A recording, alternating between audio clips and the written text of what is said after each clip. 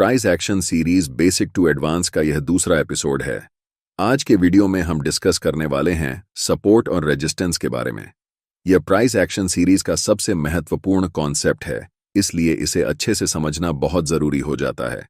आज के वीडियो में इस टॉपिक को इस तरह से समझाएंगे कि आप जिंदगी भर नहीं भूलोगे। इस वीडियो के दौरान हम सीखने वाले हैं सपोर्ट और रेजिस्टेंस क्या होता है, सपोर्ट और रेजिस्टेंस को चार्ट्स पर कैसे ड्रॉ करते हैं, और सपोर्ट और रेजिस्टेंस को यूज करके कैसे ट्रेड में एंट्री और एग्जिट करते हैं। बहुत आसान भाषा में समझाऊंगा, इसलिए वीडियो को पूरा देखना। तो चलिए वीडियो को शुरू करते हैं, लेकिन उससे पहले चैनल को सब्सक्राइब कर लें और वीडियो को एक लाइक कर दें ताकि इस सीरीज की आने वाली कोई भी वीडियो आपसे मिस न हो पाए। वीडियो को शुरू करते हैं और सबसे पहले जानते हैं सपोर्ट और रेजिस्टेंस क्या होता है। यह चार्ट्स पर बनने वाला सबसे महत्वपूर्ण जोन या एरिया होता है जहां पर मैक्सिमम क्वांटिटी में बाइंग और सेलिंग होती है।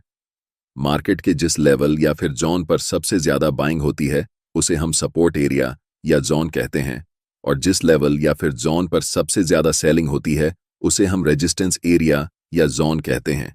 इसे एक एग्जाम्पल से समझने की कोशिश करते हैं। मेरा फेवरेट स्टॉक है टाटा मोटर्स, और इस समय इस स्टॉक का प्राइस 1000 रुपये पर चल रहा है। मुझे लगता है कि अगर यह स्टॉक प्राइस 900 रुपये पर आ जाए तो मैं इसे खरीद लूंगा। मेरे जैसे बहुत सारे बायर्स इस प्राइस पर खरीदना चाहेंगे, इसलिए यहां पर 900 रुपये का लेवल एक इंपॉर्टेंट सपोर्ट की तरह काम करेगा। मैंने पहले ही बता दिया कि जहां ज्यादा बायर्स होते हैं वह एक इंपॉर्टेंट सपोर्ट एरिया होता है। ऐसा इसलिए क्योंकि मार्केट में शेयर्स लिमिटेड क्वांटिटी में होते हैं, और अगर बहुत सारे बायर्स एक साथ खरीदने लगें तो उस स्टॉक की डिमांड बढ़ जाती है, जिससे स्टॉक का प्राइस भी बढ़ने लगता है। अब आपने टाटा मोटर्स के शेयर को 900 रुपये पर खरीद लिया, लेकिन जब प्राइस 1200 रुपये पर पहुंचा तो आपको लगा कि अब प्रॉफिट बुक करना चाहिए, क्योंकि पहले जब इसका प्राइस 1200 रुपये हुआ था तो वहां से प्राइस नीचे गिर गया था। आप जैसे बहुत सारे शेयर होल्डर्स भी यही सोचेंगे, और तब 1200 रुपये का एरिया रेजिस्टेंस एरिया की तरह काम करेगा, क्योंकि यहां शेयर्स की सप्लाई बढ़ जाती है, जिससे प्राइस नीचे गिरने लगता है। सप्लाई और डिमांड को रियल लाइफ एग्जाम्पल से समझते हैं। मेरे गांव में 4 बजे शाम को सब्जी मार्केट लगता है।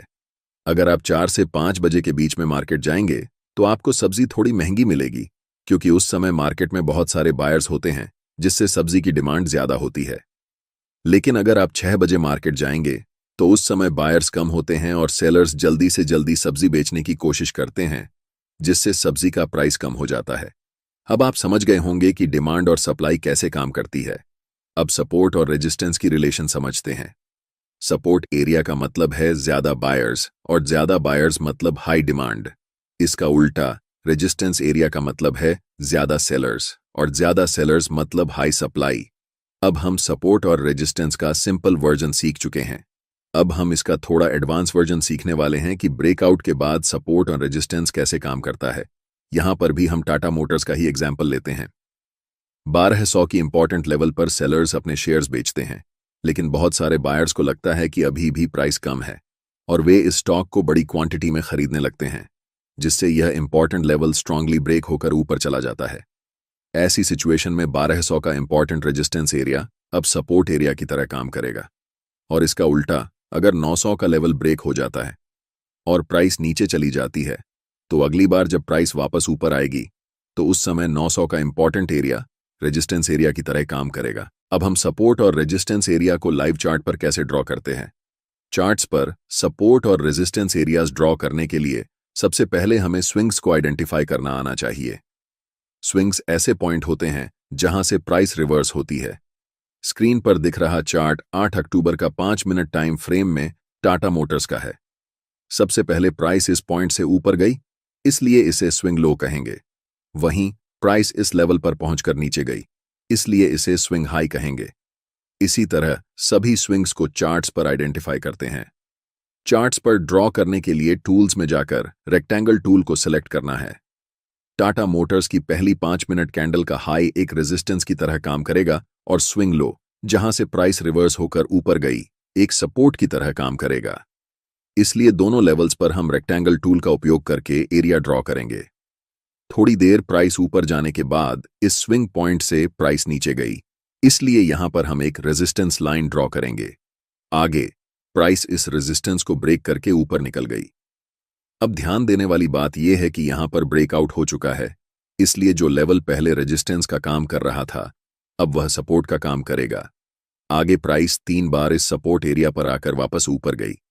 यही होती है एक इंपॉर्टेंट सपोर्ट और रेजिस्टेंस लेवल की पावर। सबसे ऊपर वाले रेजिस्टेंस एरिया को प्राइस रिस्पेक्ट करके नीचे आती है। जब प्राइस वापस नीचे आई तो इसी इंपॉर्टेंट सपोर्ट एरिया से प्राइस फिर ऊपर गई। अंततः जब प्राइस सबसे ऊपर वाले रेजिस्टेंस लेवल को ब्रेक करती है, इस सिचुएशन में यह रेजिस्टेंस लेवल अब सपोर्ट की तरह काम करेगा। अब आप सपोर्ट और रेजिस्टेंस एरिया को चार्ट्स पर ड्रॉ करना अच्छे से सीख चुके हैं। अब हम सीखेंगे कि कैसे सपोर्ट और रेजिस्टेंस एरिया का इस्तेमाल करके ट्रेड में एंट्री और एग्जिट करते हैं। इस चार्ट में हमने 5 मिनट टाइम फ्रेम में सपोर्ट और रेजिस्टेंस को ड्रॉ किया है, इसलिए ट्रेड लेने के लिए हम लोअर टाइम फ्रेम का इस्तेमाल करेंगे। इस सिचुएशन में हम 3 मिनट या 1 मिनट टाइम फ्रेम में एंट्री करने के लिए हमें कैंडलस्टिक पैटर्न का खास ध्यान रखना है। अभी तक हमने आपको कैंडलस्टिक पैटर्न के बारे में नहीं बताया है, लेकिन आने वाले वीडियो में हम सभी कैंडलस्टिक पैटर्न्स को डिटेल में समझाएंगे। अभी के लिए हम 2 कैंडलस्टिक पैटर्न्स को समझते हैं। पहला हैमर कैंडलस्टिक पैटर्न और दूसरा बुलिश एनगल्फिंग पैटर्न है। ये दोनों कैंडलस्टिक पैटर्न्स अगर सपोर्ट एरिया में बनते हैं तो यह संकेत देते हैं कि प्राइस अब यहां से ऊपर जाएगी, और इसका जस्ट ऑपोजिट इन्वर्टेड हैमर और बेरिश एनगल्फिंग कैंडलस्टिक पैटर्न्स अगर रेजिस्टेंस एरिया में बनते हैं तो यह संकेत देते हैं कि प्राइस अब यहां से नीचे जाएगी। इन चारों कैंडलस्टिक्स को अभी के लिए याद रखें। आने वाले वीडियो में हम इन सभी कैंडल्स को डिटेल में डिस्कस करेंगे, तो चिंता करने की कोई बात नहीं है। अब हम पहले 2 कैंडलस्टिक पैटर्न्स यानी हैमर और बुलिश एनगल्फिंग को सपोर्ट एरिया में खोजते हैं। पहले यह एरिया एक रेजिस्टेंस था, लेकिन ब्रेकआउट के बाद यह सपोर्ट बन चुका है। इस सपोर्ट एरिया में हमें हैमर कैंडलस्टिक दिखाई दे रहा है।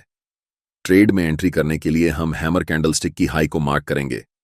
जब नेक्स्ट कैंडल इस लाइन को ब्रेक करेगी तो हम ट्रेड में बाय पोजीशन में एंट्री करेंगे।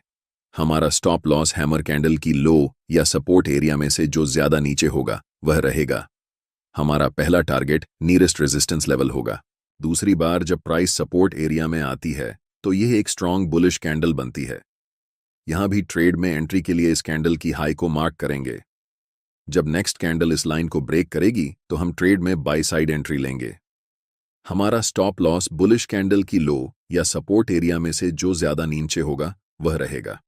हमारा पहला टारगेट नियरेस्ट रेजिस्टेंस लेवल होगा। अब हम सीख चुके हैं कि बाय पोजीशन ट्रेड में कैसे बनाते हैं। अब बात करते हैं सेल पोजीशन ट्रेड की। हमें रेजिस्टेंस एरिया में बेरिश कैंडलस्टिक पैटर्न खोजना है, वहां भी ट्रेड में सेल पोजीशन में एंट्री लेनी है।